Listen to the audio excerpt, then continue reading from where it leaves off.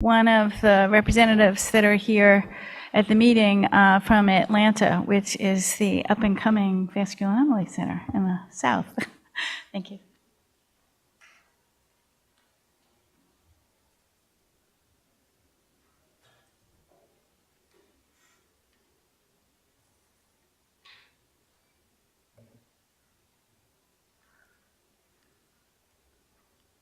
All right. Well, certainly a privilege to be here speaking before you all today. And I have to admit, I'm a little bit embarrassed to be in the middle of this speaking lineup. Little do they know that they're all the ones that I learned from as a trainee while I was sitting in Denise Adams' Vascular Anomalies Clinic for 5 years as a trainee. So certainly a privilege to speak before you and share the podium with these speakers. So I'm a pediatric interventional radiologist. Part of my training, much of my life involves imaging. And I suspect much of your lives and your family's lives have involved imaging as well. So show of hands, how many people in the audience or a direct family member have had an MRI? Okay, I don't have much to teach you then, so thank you. How many people have had a CT scan in the audience? Show of hands. Okay, perfect. Well, we're going to start talking about some of the findings, particularly talking about imaging on how we differentiate these diseases. And I'll tell you, in 2007, when I started my residency, everything that had a lytic bone lesion or a lymphatic anomaly was just called Gorham-Stout disease. So we've come a long way since that time. Some of the images I'm going to show come from these papers above. I think if you're looking for a collection that describes imaging findings for complex lymphatic anomalies, certainly many of these are written by your speakers, but this is a helpful collection. People are either lumpers or splitters, right? So when you start talking about what these diseases look like on imaging, you kind of have to decide which approach you want to take. This is my general framework for how I approach trying to make the diagnosis, particularly looking at GLA, KLA, and GSD, and we'll leave CCLA off to the side for now. We'll go through each one of these, but I think it's worth spending a little bit of time at the beginning of this talk on this slide, because these are the major differentiators. So first of all, obviously everybody shows up with a clinical presentation and a primary symptom. So on the left, if you're looking at GLA, most often those patients show up with shortness of breath and pathologic fractures. The abnormalities that are particularly notable in GLA, as we talked about, is the lymphatic system, right? Macrocystic lymphatic malformations, we see those. Pleural effusions in the chest. The spleen oftentimes will be involved and have multiple lesions. And then the bone, of course, we spend a lot of time talking about the musculoskeletal system and these complex lymphatic anomalies. The ribs are the most common place to see lesions, more likely appendicular skeletal involvement as compared to the other complex lymphatic anomalies. Non-contiguous bone lesions, so they skip all over the body rather than occurring in consecutive bones. We'll show some examples of all of these. Most importantly, this comes up all the time, the cortex. The outer lining, the hard part of the bone that gives it its structure and its rigidity, is preserved in GLA as compared to Gorham-Stout disease or GSD. And rarely, if ever, do you see an adjacent soft tissue mass next to these bone lesions. If we move over to the middle, KLA, of course, these patients tend to be much more sicker. They present at a younger age, and respiratory distress is their primary clinical presentation. In the chest, we'll show again pictures of all of these. You see chest masses, peribronchial thickening, hemorrhagic pleural and pericardial effusions. Again, these patients are often very sick at time of presentation. Spleen can be involved, and we can't forget that the bone can also be involved in the setting of KLA, although often that's not the primary site of disease that we're worried about. And then to your far right, Gorham-Stout disease. These patients present with pathologic fractures, spinal instability. We'll show pictures of some of the more severe cases we've treated in Atlanta. They have cord-compromised CSF leak, cerebrospinal fluid.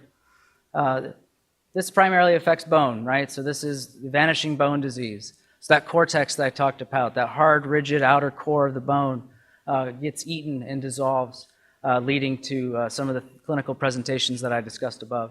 And then these patients can also have pleural effusions, but often it is the bone loss is the reason these patients show up in our clinic. So let's go ahead and start looking at some imaging. That's what we're here for. That's what we're supposed to talk about for the next 20 minutes or so. Let's start with GLA, or a generalized lymphatic anomaly. This is a 9-year-old male from our clinic. And this is a picture of the humerus, so a frontal x-ray of the humerus or the arm bone. And I think anybody in the audience can see that this bone is not normal. But the thick white stripes along the outer part of the bone, that's the cortex. The cortex is preserved here. So you see punched out lytic lesions in the setting of preservation of the cortex. If you want to see side by side, this happens to be, this is an MRI, so this is what we call an axial MRI. So we're looking from the feet up through the chest. It just happens to have both arms on it. So the red arrow is pointing to the left humerus, and on the other side of the body, you can see the right humerus, which is normal. So to have a bright signal like that in the middle of your arm bone, it's what we call a lytic lesion, or the lytic punched out lesions in GLA. You can also see some bright white signal in the ribs as well, which are on the back side of the patient. This patient's ribs were also affected. This is a sagittal view, or looking at the arm from the side. This is also another MR sequence called a T1 MR sequence. Again, the dark black stripes along the outside of that bone, that's the cortex. So again, we see cortical preservation, and we'll see comparisons where the cortex has been destroyed when we talk about Gorham-Stout. And again, you see multiple lesions in the middle or the medullary cavity of the bone. Next example is a little more dramatic case. This is a 4-year-old male who showed up at our hospital after having a fall or trauma, but seemed to have an injury way out of proportion with the trauma that was experienced. And what you see on this x-ray, this is a frontal chest x-ray, you can see how the pleural space, or the space around the lungs, is filled with white, or an opacity. That's fluid. So that's pleural fluid in that right lung. You can see how different that looks from the left lung.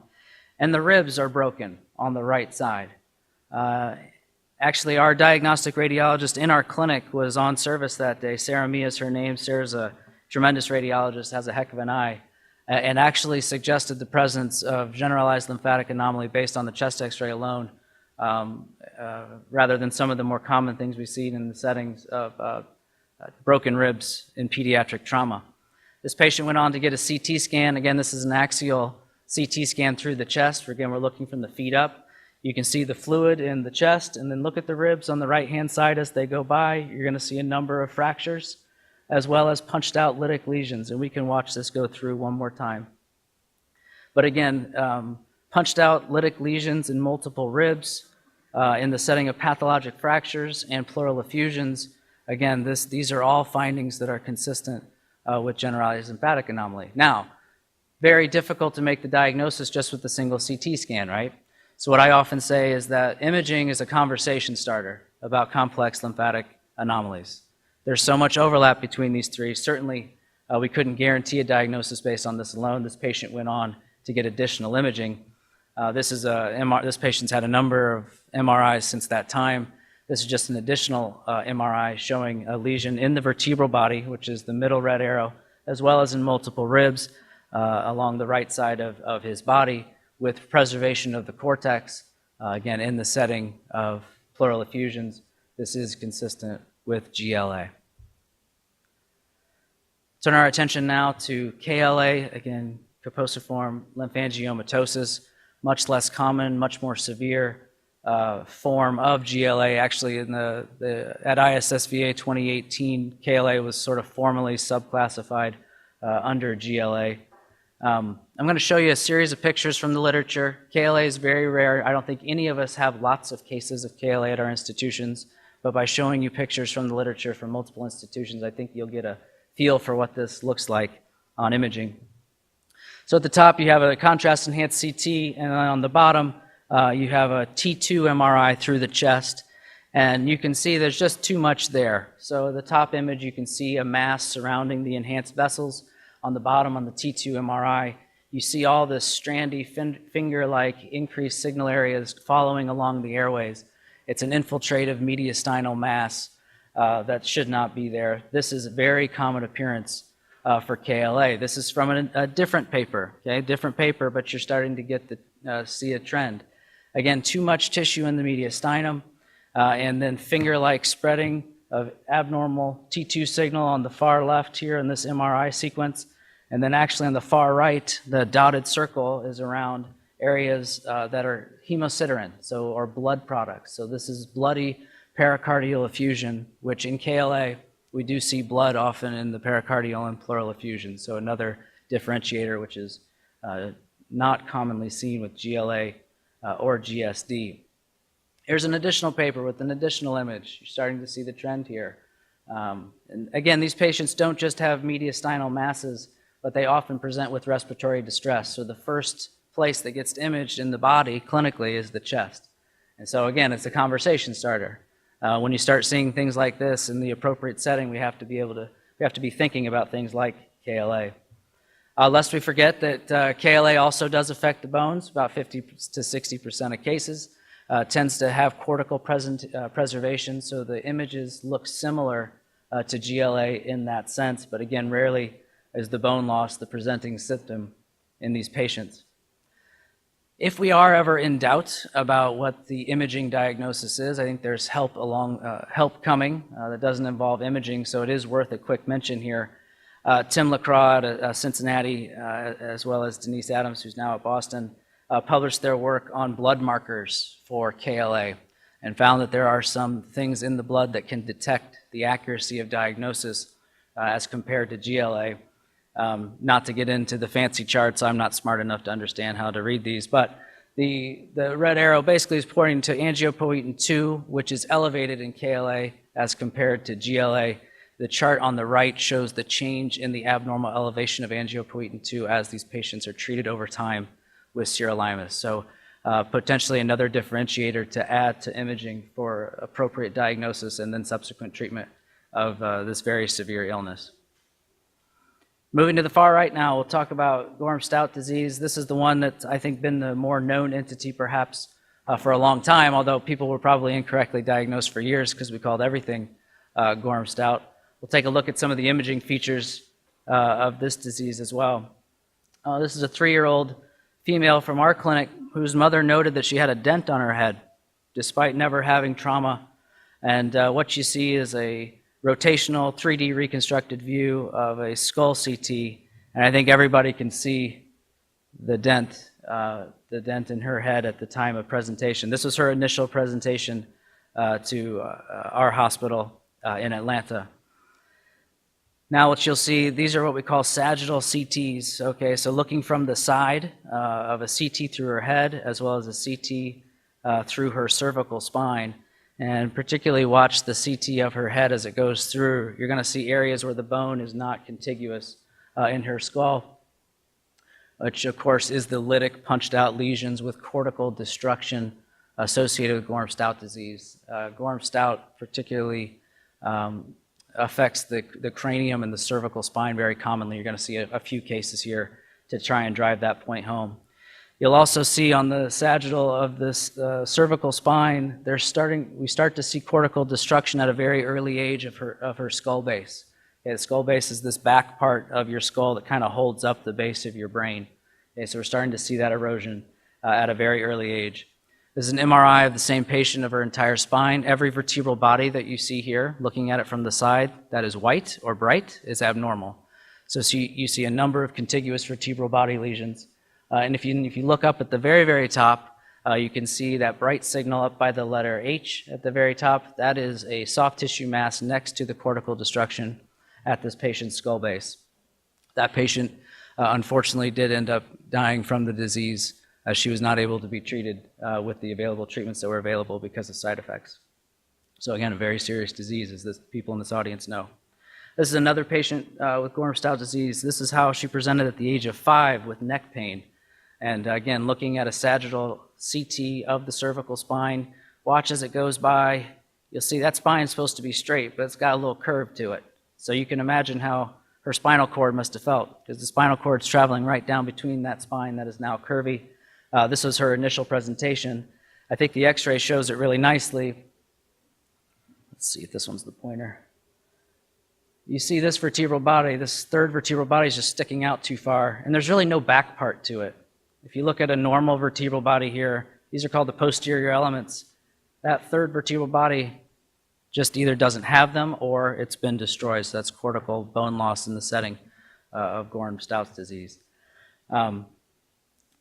This is a present day x-ray of that same patient 9 years later.